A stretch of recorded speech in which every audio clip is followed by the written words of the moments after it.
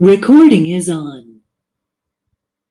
So, friends, now we will learn the next chapter in the English subject that we are trying to learn.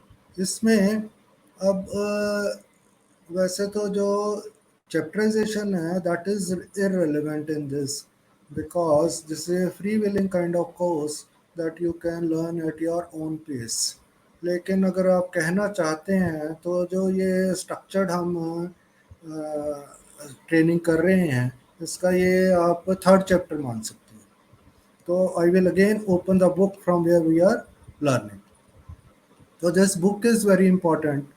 तो जो students सीख जाएंगे अच्छा English after few months तो उनके साथ मैं ये बुक शेयर भी कर सकता हूँ.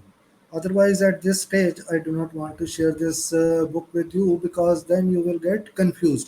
और फिर आपको जो आगे इसमें बुक में लिखा हुआ है जब वो आप पढ़ेंगे समझ नहीं आएगा तो you will lose interest in this course. तो इसलिए अभी इसको स्टेप वाइज हम पढ़ रहे हैं, सीक्वेंस में पढ़ रहे हैं. तो इसी तरह से आप पढ़िए. जब उसके बाद when you feel that you have learn substantial part of this book then you will have to appear for a test. आपका टेस्ट लूँगा. उसके बाद अगर आप टेस्ट उसको क्लियर करते हैं then I can share this PDF file of this book with you. तो अभी हम let me open this book.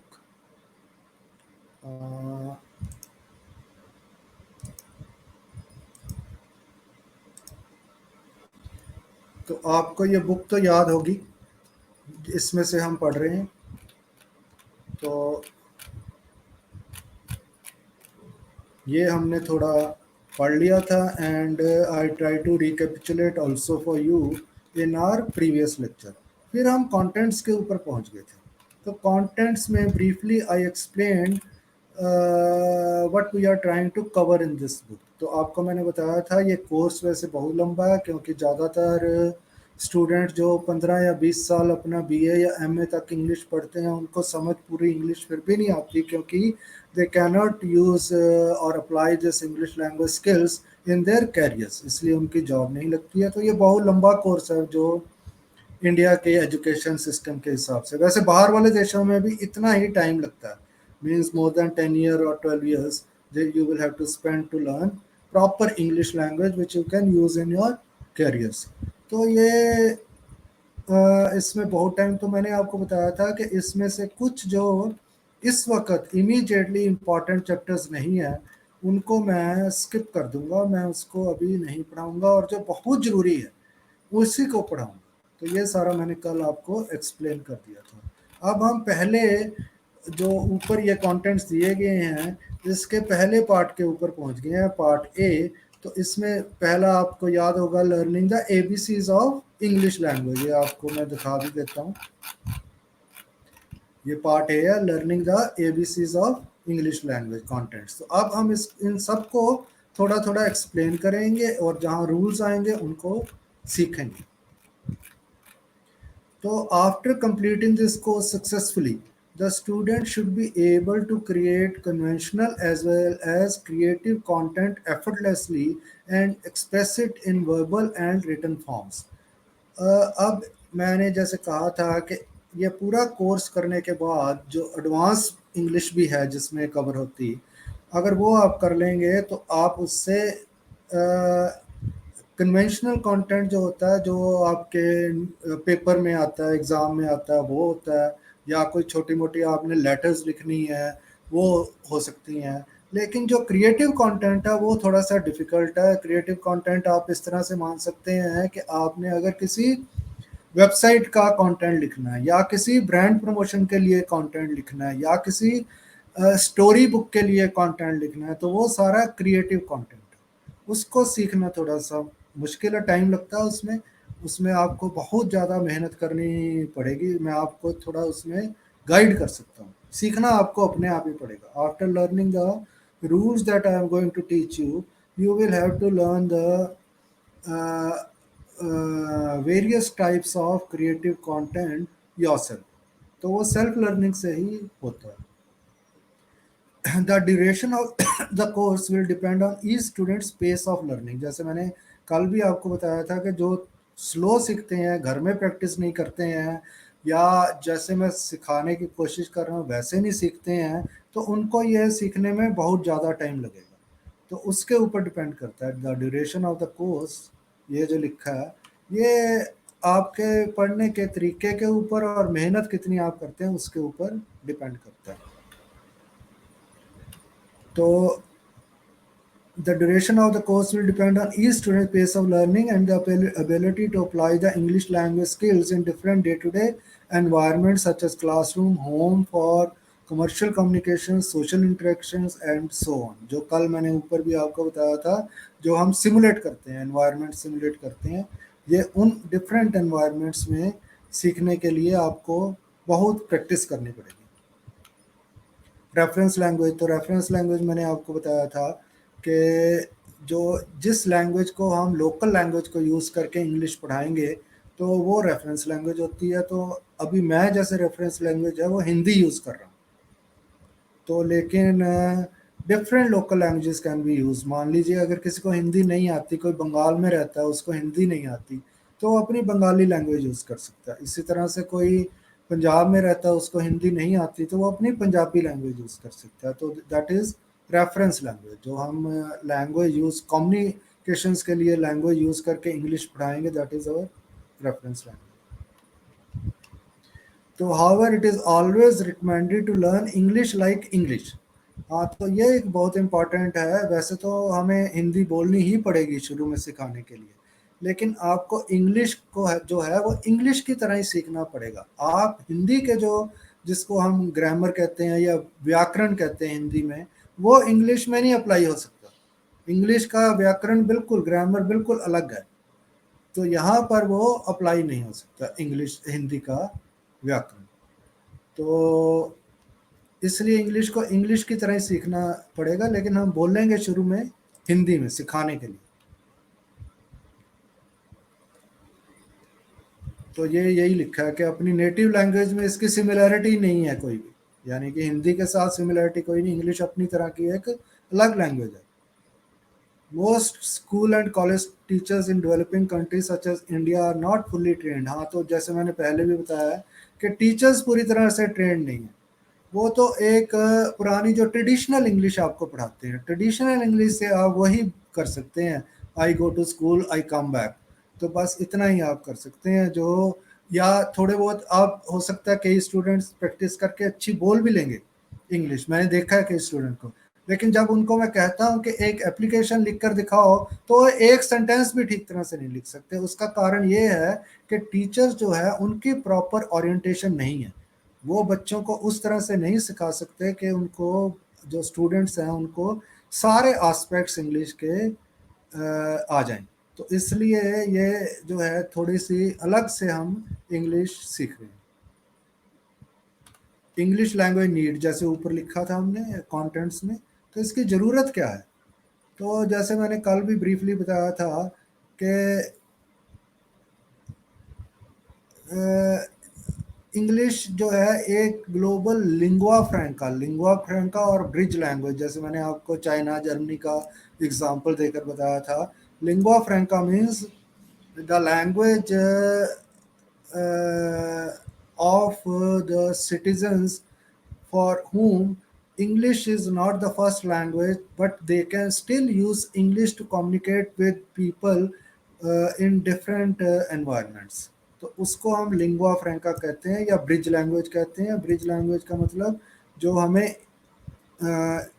अगर हमें उनकी लोकल लैंग्वेज किसी दूसरे की नहीं भी आती, तो हम इंग्लिश यूज़ करके एक ब्रिज यानी कि एक पुल बना सकते हैं, ताकि हम एक दूसरे के साथ कम्युनिकेट कर सकें। तो जैसे मैंने कल बताया था, तो 60 कंट्रीज़ में ये ऑफिशियल लैंग्वेज, फर्स्ट लैंग्वेज है। आपको यह भी पता होगा कि इंडिया में भी बहुत से लोग सोचते हैं कि हिंदी है ऑफिशियल लैंग्वेज, लेकिन हिंदी नहीं है। इंडिया में भी जो ऑफिशियल लैंग्वेज है वो इंग्लिश ही है। आप देख लीजिए, आपके घरों में जो लेटर्स आते हैं वो सारे इंग्लिश में हैं। हालांकि मैंने शायद आपको पहले भी बताया था कि जो इंग्लिश के लेटर्स हैं वो अंग्रेज़ों के ज़माने के, जब हम गुलाम थे उस वक़्त के लिखे हुए हैं। ये जो आज के ब्यूरोक्रेट्स हैं वो अपने उन्होंने आज तक लेटर क्रिएट ही नहीं किए क्योंकि उनको इंग्लिश आती नहीं है। तो वो पुराने ही वो चल रहे हैं, हालांकि ये इंग्लिश में है। तो हमारी भी ऑफिशियल लैंग्वेज जो है इंग्लिश में ही है।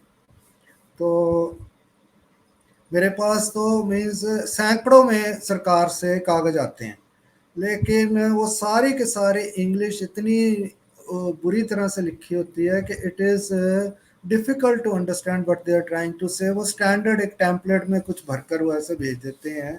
किसी ने आज तक नहीं सोचा, क्योंकि पॉलिटिशियन वैसे ही बहुत उनका हाथ तंग है पढ़ाई में, और ब्यूरोक्रेट्स कुछ सीखना नहीं चाहते। वो ऐसे ही वो एग्ज़ाम पास करके, मैंने पहले भी बताया था कि एग्ज़ाम ऐसे वो आईएएस आईपीएस का वो बहुत ही मतलब कि ऑब्सलीट टाइप ऑफ एजुकेशन जो सीखते हैं, उससे एग्ज़ाम पास कर लेते हैं। उस एग्ज़ाम को भी किसी ने चेंज करने की आज तक कोशिश नहीं की। तो इसलिए उनको कुछ भी नहीं, हमारा हिंदुस्तान में तो it is still an अंडरडेवलप्ड country. तो इसी यही कारण है कि सीखने की किसी ने कोशिश ही नहीं की। जो चेंज हो रही है वर्ल्ड में उसको सीखने की, उसके साथ चलने की कोशिश नहीं की। तो English is also the most widely learned second language and is the official language of the United Nations, European Union, and many of the international organizations. इसको ऐसे भी कर सकते हैं। तो अब ये देखिए कि यूनाइटेड नेशंस जो रफली 195 कंट्रीज की जो एक बॉडी है, बहुत बड़ी एक ऑर्गेनाइजेशन है which has members from nearly 195 countries, एक तरह की सरकार है वो। तो उसमें भी इंग्लिश लैंग्वेज ऑफिशियल लैंग्वेज है 195 कंट्रीज की वो ऑर्गेनाइजेशन, यूनाइटेड नेशन, यूएन भी जिसको बोलते हैं। इसी तरह से यूरोपियन यूनियन। आप ये देखिए कि यूरोप में अलग अलग कंट्रीज में अलग अलग अपनी लैंग्वेज है, लेकिन उनकी जो ऑफिशियल लैंग्वेज है दैट इज स्टिल इंग्लिश। तो बाकी भी जितनी इंटरनेशनल ऑर्गेनाइजेशन है मैक्सिमम उसमें इंग्लिश ही ऑफिशियल लैंग्वेज है। तो इसलिए जो टीचर या और कोई नेता आपको ये कहता है कि इंग्लिश सीखने की ज़रूरत नहीं है, आजकल कई नेता यहाँ पर वो भाषण दे रहे हैं कि इंग्लिश सीखने की ज़रूरत नहीं हिंदी, तो उनको ये बताइए कि फिर तो हम यहाँ पर ही, हमारे पंजाबी में कहते हैं टोबे द डड्डू, टोबे द डड्डू बन के तो रह जाओगे। यानी कि एक टोबा कहते हैं एक छोटा सा जो कुआं होता है उसमें जो डड्डू फ्रॉग होता है वो बस उसी में रहता है, उसको बाहर वाली दुनिया का कुछ पता ही नहीं होता। तो if you are not learning proper English language तो यू विल बिकम ए टोबे का डड्डू, टोबे के डड्डू की तरह आप रह जाओगे, आपको बाहर की दुनिया का कुछ पता ही नहीं होगा, उसी में आप जन्म लोगे, उसी में मर जाओगे। तो इसलिए इंग्लिश बहुत ही इंपॉर्टेंट है, इसको आप इग्नोर नहीं कर सकते। Communication skills are not about language alone, rather it is combination of. हाँ, तो अब ये कम्युनिकेशन स्किल्स जो हैं, बहुत से लोग कहते हैं कि हमें कम्युनिकेशन स्किल्स अपनी ठीक करनी है या कम्युनिकेशन को सीखना है, तो वो सिर्फ लैंग्वेज नहीं है, उसमें कई पार्ट्स आते हैं। तो it is a combination of observation, analysis, subject knowledge and expression that helps a student get complete understanding of communications for reading, speaking, talking, writing and expressing। तो ये प्रॉपर कम्युनिकेशन कंप्लीट होती है इससे। तो इसको कंप्लीट करने के लिए, इन स्किल्स को कंप्लीट करने के लिए आपको, जैसे मैं ऊपर बताया, वो सारे जो टॉपिक्स हैं इंग्लिश के वो सीखने ही पड़ेंगे। जो ऊपर एक्सप्लेन किया है मैंने उसमें से कुछ एसेंशियल्स हैं, कुछ ऑप्शनल है। तो एसेंशियल जितने भी टॉपिक हैं वो आपको सीखने ही पड़ेंगे। तो इसलिए अगर आपने बाहर वाले देशों के साथ, जैसे मैंने आपको बताया यूएन में, यूरोपियन यूनियन में, और जितनी इंटरनेशनल ऑर्गेनाइजेशन है वहाँ English is the first language, official language. तो अगर आपने उनके साथ कोई भी अगर इकोनॉमिक रिलेशन रखना है, पॉलिटिकल रखना है, ट्रेड रखना है, कल्चर रखना है, तो वो इंग्लिश में ही हो सकता है। आप उनको हिंदी में लेटर लिख कर नहीं भेज सकते। तो this use of English is inevitable for you, तो इसको आप छोड़ नहीं सकते। तो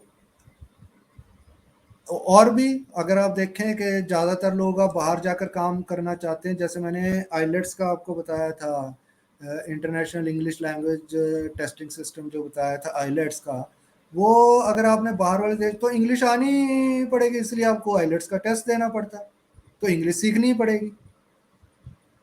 तो इंग्लिश को ये मैं सिर्फ इस नीड जो है ना हमारा, ये हमने कहा था कि इंग्लिश लैंग्वेज नीड, हम उसको अब स्टडी कर रहे हैं कि जरूरत क्यों है।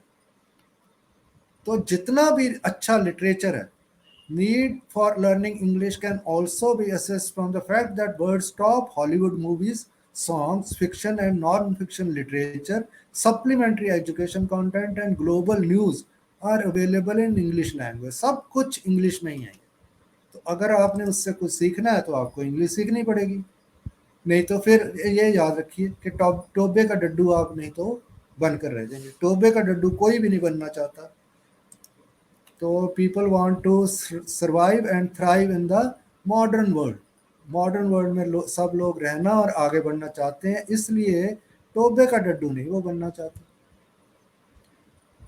तो उसमें एक अमेरिकन है, एक ब्रिटिश है, दो वर्जन हैं इंग्लिश के, लेकिन इससे ज़्यादा कोई फ़र्क नहीं पड़ता। उसमें थोड़े थोड़े डिफरेंसेस हैं वो स्पेलिंग वगैरह में, तो वो मैं आपको जब आएंगे तो बताता जाऊंगा।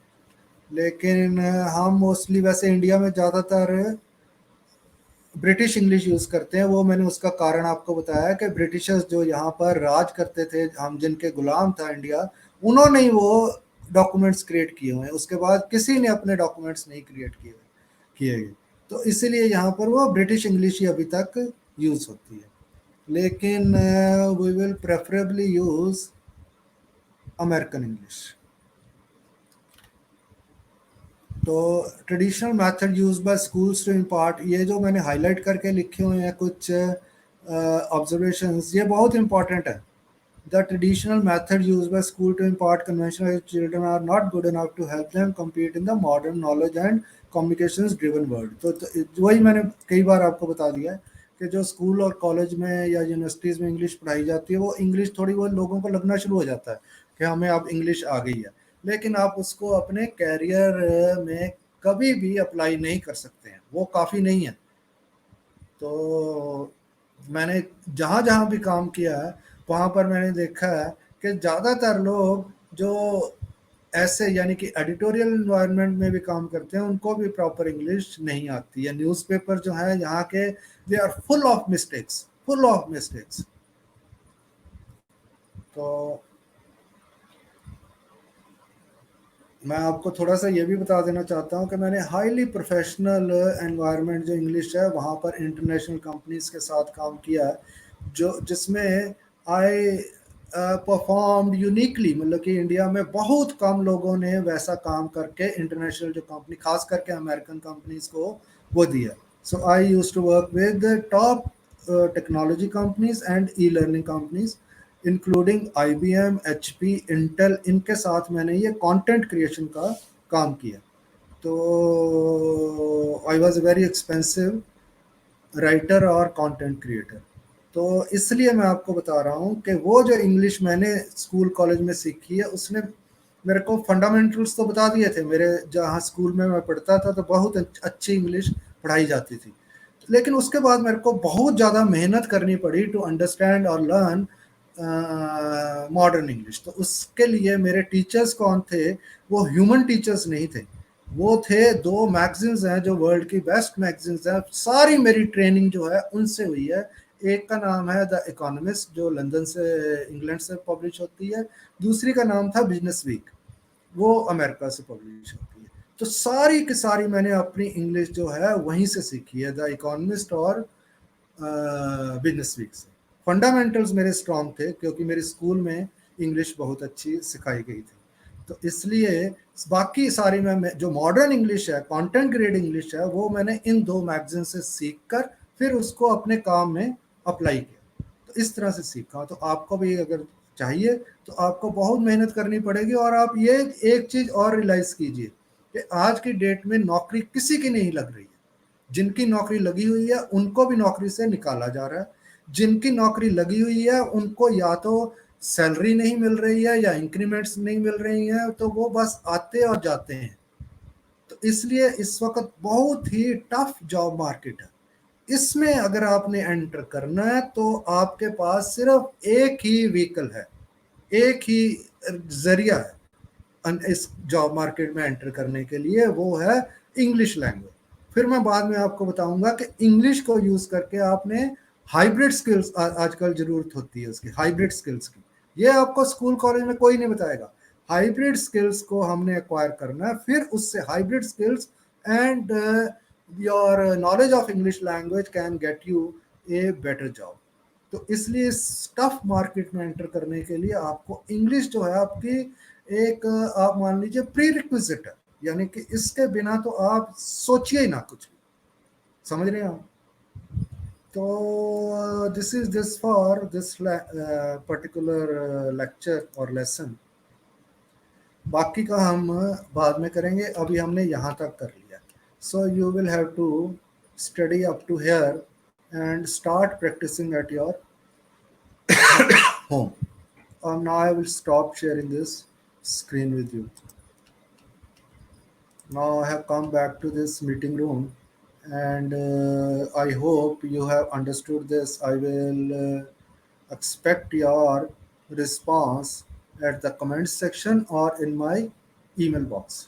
तो अगर आपको कुछ अच्छा लगा है या कुछ आपने सीखा है या कुछ आप पूछना चाहते हैं, तो you can communicate with me through these means. जो ये मैंने आपको बताया कि ये कमेंट सेक्शन में आप लिख सकते हैं या ईमेल कर सकते हैं, या आप फ़ोन भी ट्राई कर सकते हैं। काफ़ी देर वैसे मेरा फ़ोन बंद रहता है, तो लेकिन फ़ोन भी आप ट्राई कर सकते हैं। तो I hope you are trying to now learn English language. Now I will disconnect this meeting, and thanks for watching.